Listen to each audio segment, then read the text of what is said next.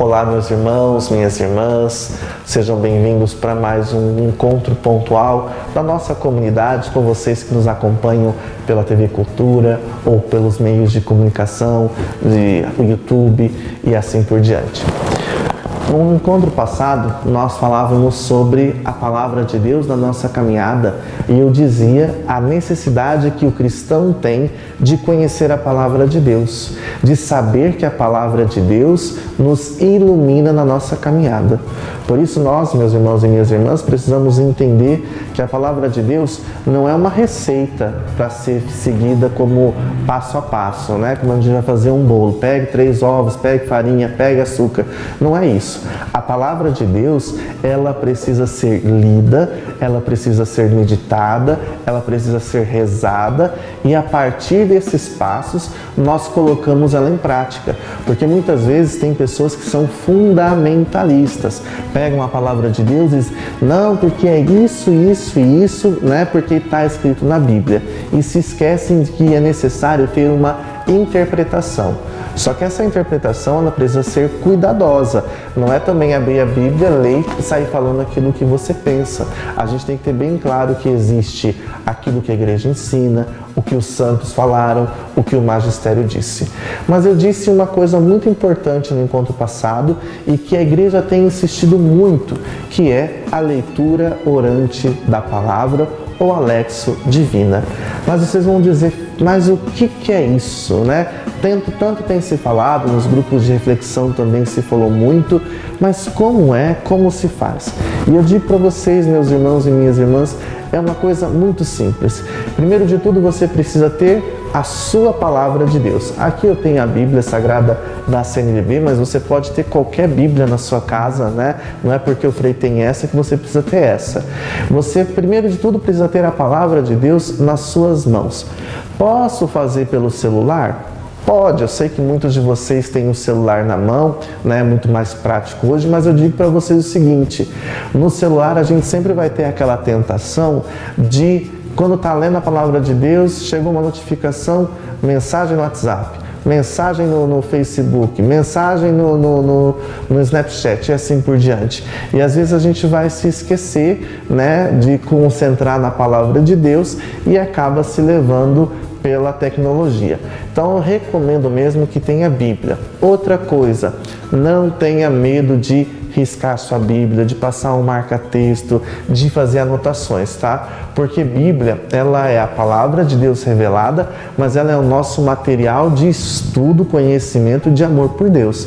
Essa minha Bíblia, ela tá novinha, ainda não tem muita coisa escrita, porque como nós trocamos todas as Bíblias da catequese, todas as crianças usam a mesma Bíblia, igualzinha hoje, eu também quis trocar para a gente falar na mesma linguagem. Mas a minha primeira Bíblia, que já tá velhinha, surrada, coitada, né? É anotada, é escrita, ela é...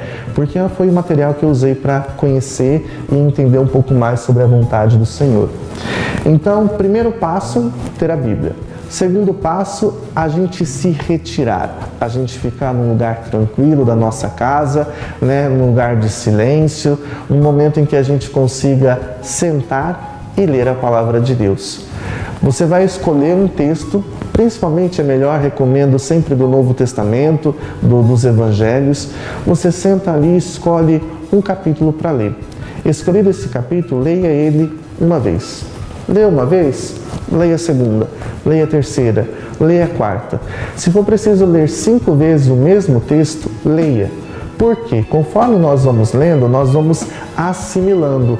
E aquilo que a gente leu 1, leu 2, leu 3, chega um momento que nós não precisamos mais ler, porque ele já está gravado na nossa consciência. Não estou falando de decorar, estou falando de nós termos uma comunhão com o texto, que nós conseguimos fechar os nossos olhos e imaginar toda a cena. Jesus andando por Cafarnaum, Jesus conversando com a samaritana e assim por diante. Então a leitura deve ser uma leitura não só mas uma leitura em que a gente repita 1, 2, 3, quantas vezes forem necessárias. Feito essa leitura, esse primeiro momento de nos encontrarmos com o Senhor, é o momento de nós meditarmos. Meditar o que o texto, né, significava naquele contexto. O que o texto estava realizando para aquelas pessoas naquelas situações? A gente se pergunta, a gente tenta responder essas perguntas, a gente imagina as pessoas, a alegria, a tristeza, né? A gente consegue imaginar Jesus Cristo ali agindo. Terceira coisa que depois nós precisamos fazer é a contemplação. E o que é a contemplação? É a gente contemplar mesmo, fazer uma oração de agradecimento ao Senhor por tudo aquilo que nós temos recebido, por tudo aquilo que nós lemos, pela nossa meditação.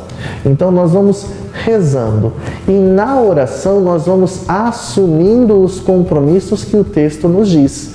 Então a gente lê, a gente medita, a gente reza e nessa oração a gente já se compromete com o Senhor na necessidade de uma mudança de vida, de um comprometimento maior com os irmãos e depois nós vamos chegando ao ponto de que nós vamos para a missão.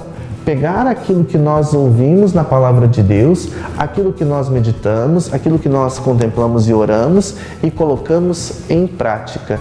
Se nós percorrermos esse caminho, meus irmãos e minhas irmãs, nós vamos sair daquelas interpretações erradas, no que as pessoas dizem, não, porque está na Bíblia tem que ser assim e assado. Não, a Bíblia ela precisa ser lida com os olhos da fé. Senão a gente pega aquela passagem bíblica que diz, se teu olho te leva a pecar, arranca, tua mão arranca, e assim por diante. E não é isso. Nós precisamos sempre ter a palavra de Deus como um caminho, né? Um caminho leve, um caminho suave, um caminho de amor. Por isso, meus irmãos e minhas irmãs, nessa quarentena, vamos aproveitar o tempo, vamos aproveitar a nossa casa e vamos juntos meditar a palavra de Deus. Que Deus nos ilumine, que Deus nos abençoe e que a palavra de Deus sempre conduza vocês. Em nome do Pai, do Filho e do Espírito Santo. Amém.